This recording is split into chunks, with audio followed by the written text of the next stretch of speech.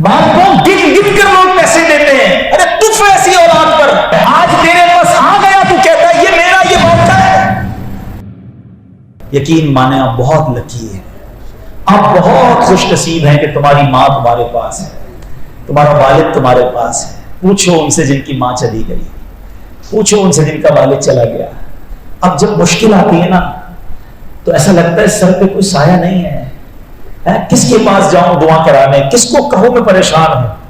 بندے کو بڑی تنہائی فیل ہوتی ہے، خاص طور پہ غم میں اور خاص طور پہ خوشی میں، کیونکہ جب کوئی بڑی خوشی ملتی تھی تو بھی ماں کے پاس جا کر دعائیں لیتے تھے، ماں اور دعائیں دیتی تھی، والد کو بتاتے تھے، وہ خوش ہوتا تھا۔ یہ ماں باپ بھی کمال لوگ ہیں، ہماری خوشی میں خوش ہوتے ہیں، حسد نہیں کرتے۔ دنیا میں یہ واحد رشتہ ہے جس میں حسد نہیں ہے۔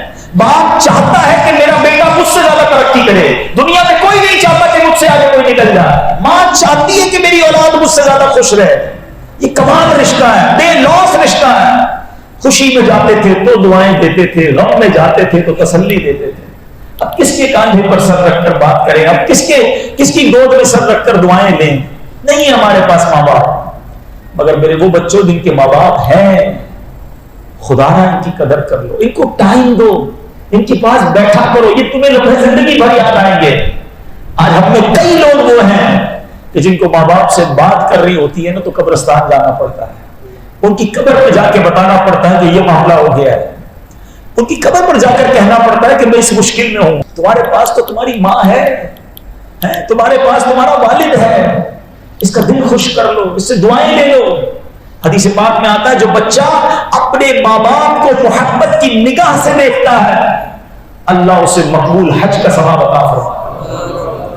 صحابی رسول نے عرض کی وَإِن نَظَرَ كُلُّ يَوْمٍ مِئَةَ مَرَّةٍ، حضور کوئی 100 بار دیکھ لے، اللہ کے حبیب فرماتے ہیں کوئی 100 بار دیکھ لے اللہ 100 حج کا ثواب عطا فرماتا ہے۔ اللہ اکبر و اطیب، حدیث کا مضمون ہے اللہ 100 حج کا ثواب عطا فرماتا ہے۔ اب ذرا غور سے سننا، محبت سے دیکھنے پر حج کا ثواب ہے، سچ بتاؤ خدمت کرنے کا ثواب کیا ہوگا؟ پیر دبانے کا ثواب کتنا ہوگا؟ دوائی دلانے کا ثواب کتنا ہوگا؟ ان کو کھانا کھلانے کا ثواب کتنا ہوگا؟ ان کی ویل چیئر چلانے کا ثواب کتنا ہوگا؟ ارے آقا نے تو محبت سے دیکھنے پر حج کا ثواب عطا فرمایا ہے۔ جو خدمت گار ہوگا اس کے تو وارے نہیں آرے ہو جائے، نہیں کرتے خدمت، نہیں ہے ٹائم، ماں باپ کو کہتے میرے پر ٹائم نہیں، میں دوستوں میں جا رہا ہوں، اپنا کام خود کر لو۔ ایک اور بات بتاؤ، خوش نصیب بچہ پتہ کون ہے؟ کہ جس کے ماں باپ نے اس کو خدمت کا موقع دیا ہے۔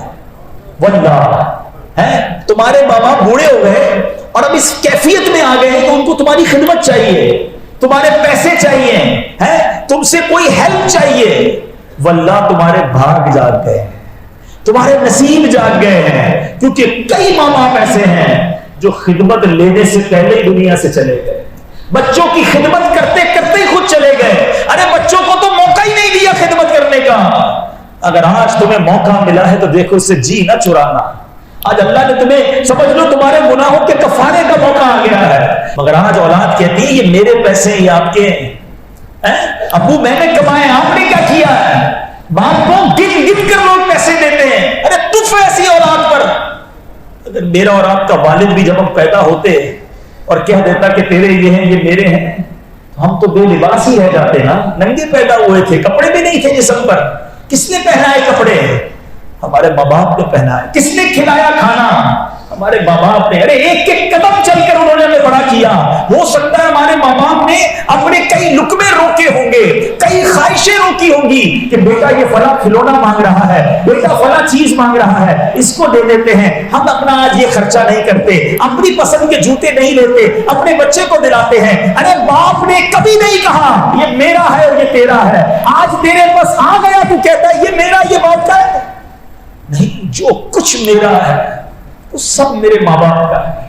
میں خود بھی تو اپنے ماں باپ کا ہوں، تو خدا را اپنے ماں باپ کو کبھی یہ فیل نہ کروانا کہ یہ میرا ہے۔ نہیں، ان کو یہ آخری عمر ہوتی ہے، بڑھاپا ہوتا ہے، ان کو یہ آنر فیل کرواؤ، یہ عزت انہیں دو کہ حضور جو بھی میں ہوں وہ آپ کی وجہ سے ہوں، میرے پاس جو کچھ ہے سب آپ کا ہے۔ وہ لے کے نہیں چلے جائے گا ماں، لیکن وہ عزت فیل کرے گا، بڑھاپے میں اسے عزت دو۔